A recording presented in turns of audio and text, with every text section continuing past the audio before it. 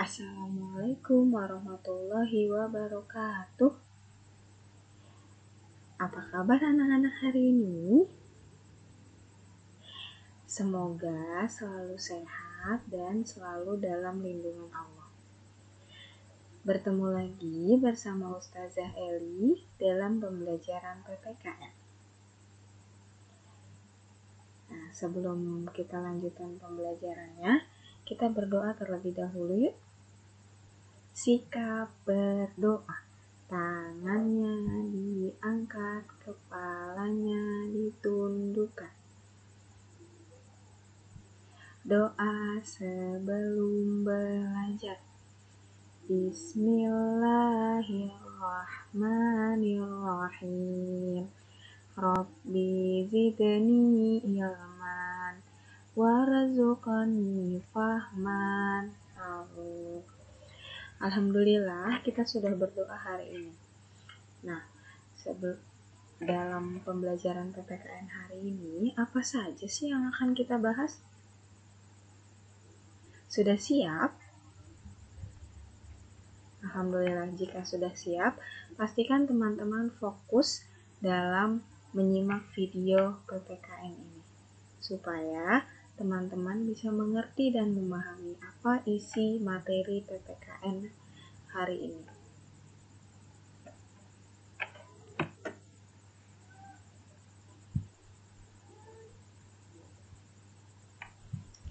Nah, hari ini kita akan membahas tentang hak dan kewajiban terhadap hewan. Temanya peduli terhadap makhluk hidup, dan subtemanya keberagaman makhluk hidup di lingkunganku. Sebelum dilanjutkan pada materi hak dan kewajiban terhadap hewan, kita bernyanyi dulu yuk bersama-sama. Bernyanyi tentang ciri-ciri makhluk hidup, karena tema kita hari ini adalah peduli terhadap makhluk hidup dan membahas keberagaman makhluk hidup di lingkunganku. Pastikan semua teman bisa mengikutinya ya untuk bernyanyi bersama-sama.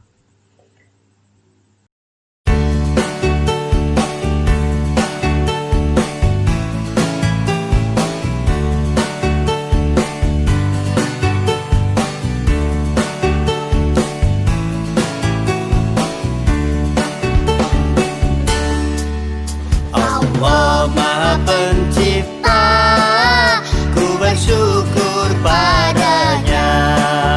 Allah Maha Pencipta, makhluk hidup semua. Mari kita mengenal ciri-ciri makhluk hidup. Ada 6 ciri, kita hafal bersama. Pertama, memerlukan makan minum sebagai sumber tenaga. Kedua, bernafas menghirup O2, membuang CO2. Ketiga, peka terhadap rangsang. Keempat, berkembang biak. Kelima, bergerak. Keenam, bertumbuh jadi lebih besar, lebih berat, lebih tinggi. Alhamdulillah, tadi kita sudah bernyanyi bersama-sama mengenal apa saja ciri-ciri makhluk hidup. Makhluk hidup itu ada hewan, tumbuhan, dan manusia. Nah, ketiganya memiliki ciri-ciri yang sama. Pertama, membutuhkan makan dan minum sebagai sumber energi. Kemudian yang kedua, bernafas. Bernafas menghirup oksigen dan mengeluarkan karbon dioksida. Oksigen dihasilkan oleh tumbuhan, sedangkan karbon dioksida dihasilkan oleh manusia. Jadi, kita menghirup oksigen yang ada di tumbuhan, kemudian tumbuhanlah yang akan menghirup karbon dioksida yang kita keluarkan. Kemudian yang ketiga, makhluk hidup juga peka terhadap rangsangan. peka terhadap sentuhan. Contohnya seperti daun atau bunga putri malu yang ketika disentuh dia akan merungkupkan daun-daunnya. Kemudian yang keempat, bergerak. Semua makhluk hidup itu bergerak semua. Kemudian selanjutnya berkembang biak. Hewan ada yang berkembang biak dengan bertelur, dan juga ada yang berkembang biak dengan melahirkan. Kemudian yang terakhir, apa yang terakhir? Betul sekali, yang terakhir tumbuh menjadi lebih besar, lebih berat, dan lebih tinggi. Nah, itulah ciri-ciri makhluk hidup. Dan makhluk hidup di bumi ada sangat beragam sekali.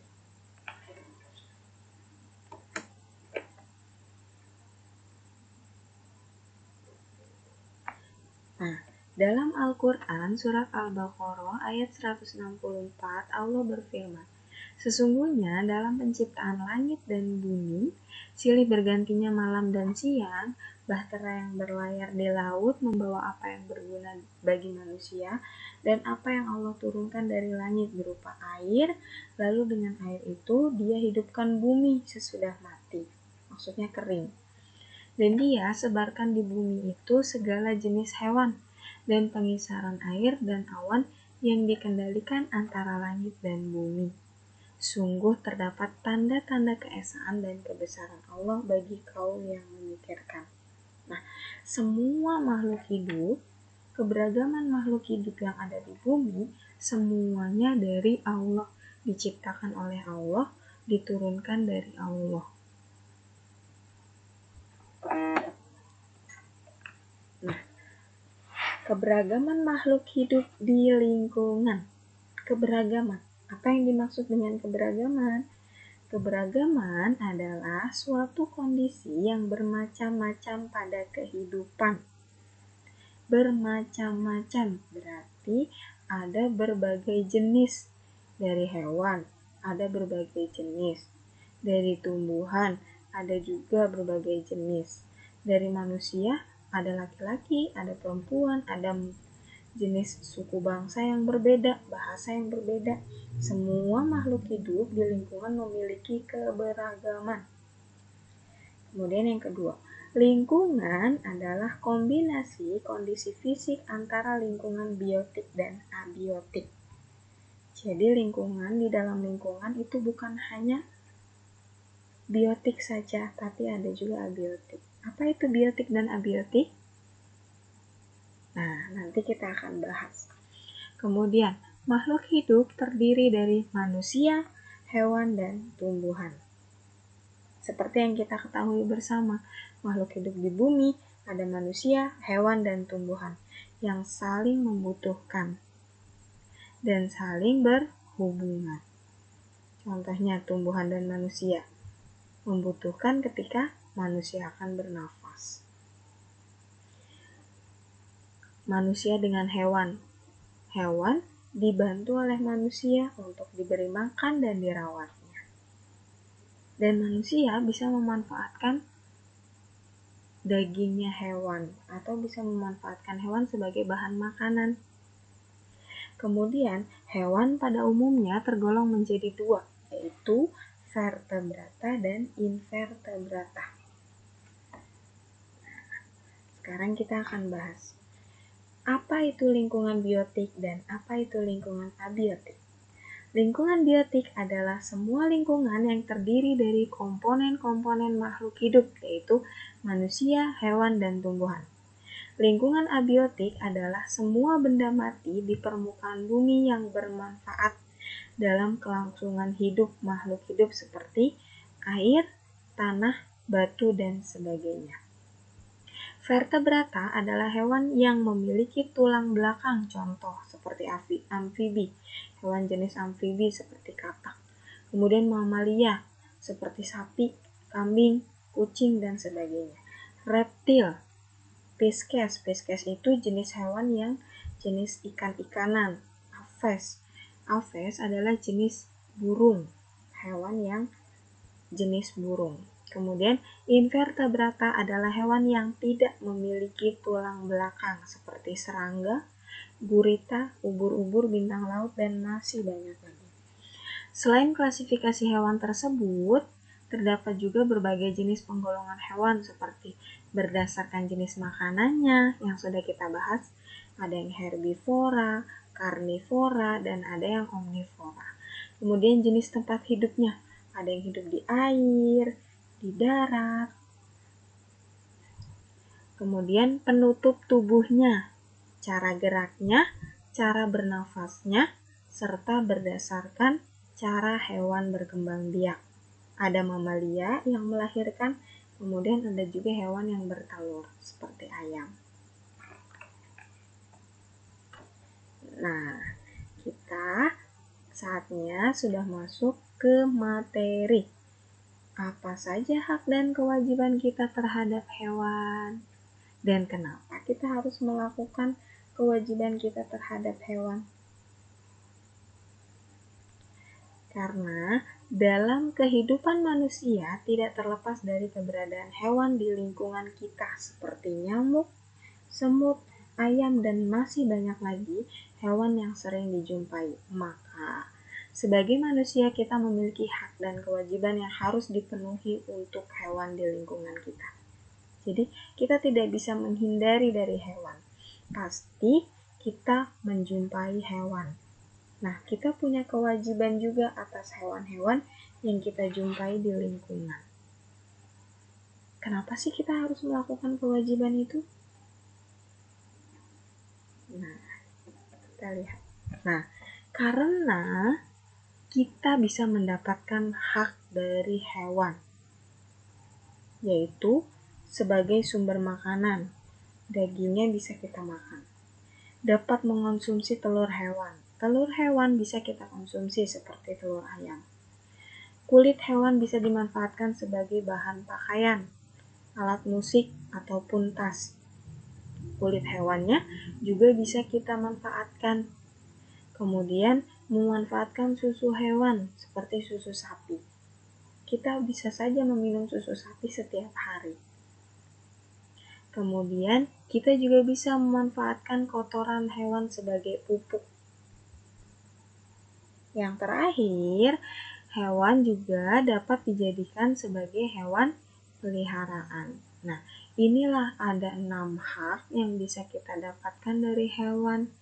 Itulah alasannya kenapa kita harus menjalankan kewajiban kita terhadap hewan.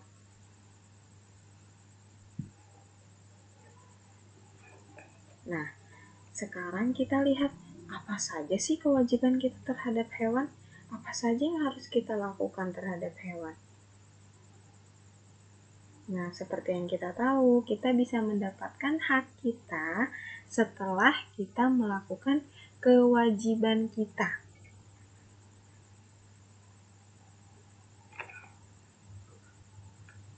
Nah, ini kewajiban kita terhadap hewan.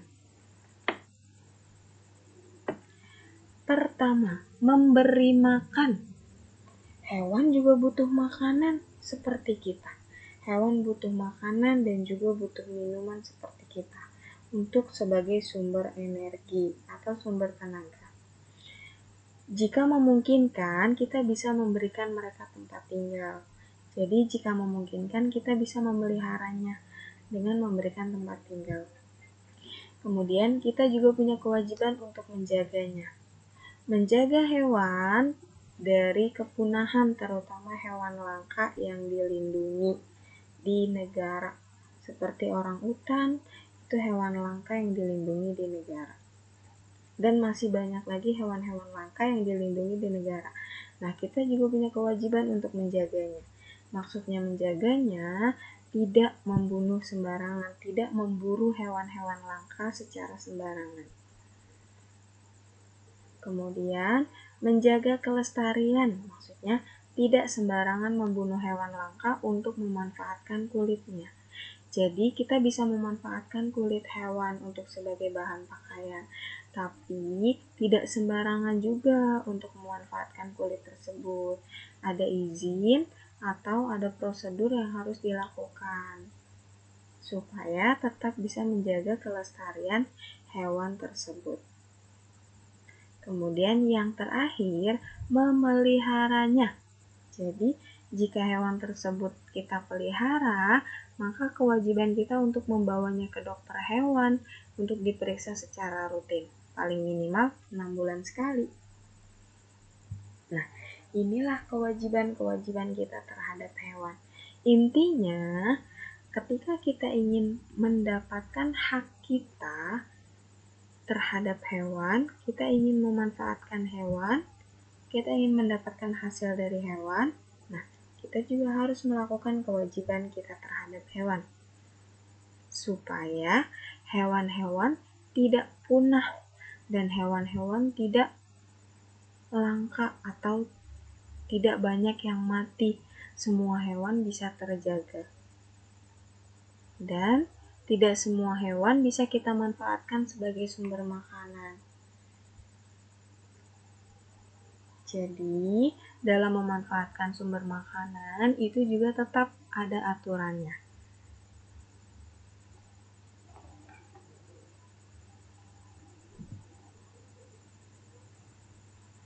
Nah, apa kesimpulannya? Kesimpulannya, setiap makhluk hidup antara satu dengan yang lainnya saling membutuhkan dan saling berkaitan. Maka, sebagai manusia memiliki hak dan kewajiban dalam menjaga makhluk hidup yang lainnya.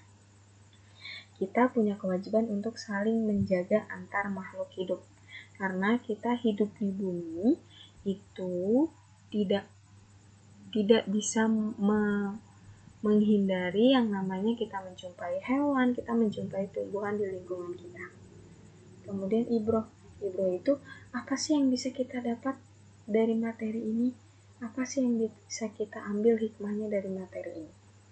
Nah, dari materi ini kita bisa ambil hikmahnya bahwa Allah memberi banyak rezeki untuk makhluknya di bumi yang bisa dimanfaatkan untuk keberlangsungan kehidupan di bumi.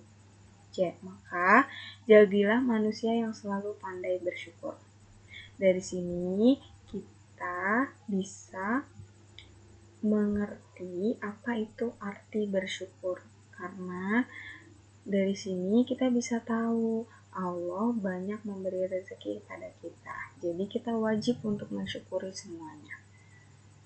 Karena kebutuhan kita semuanya bisa dipenuhi dari Allah, bisa dipenuhi yang ada di bumi ini, kita bisa manfaatkan semuanya.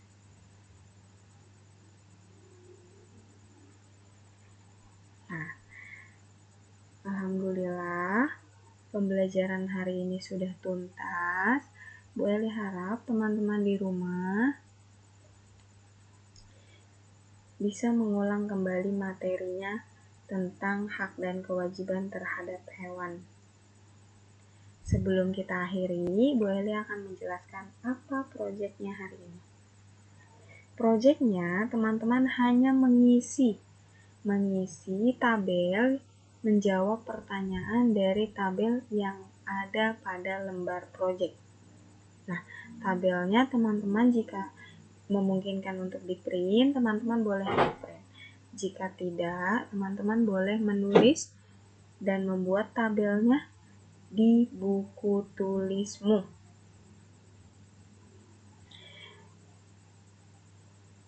Nah, alhamdulillah materinya sudah tuntas dan Bu Eli sudah menyampaikan proyeknya.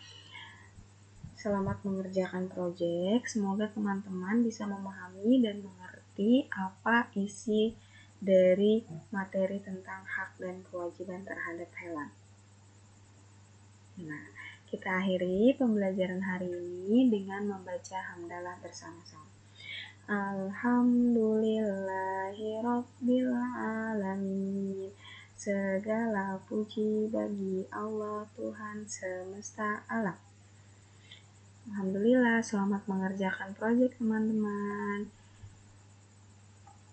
Wassalamualaikum warahmatullahi wabarakatuh. Terima kasih sudah menonton video ini.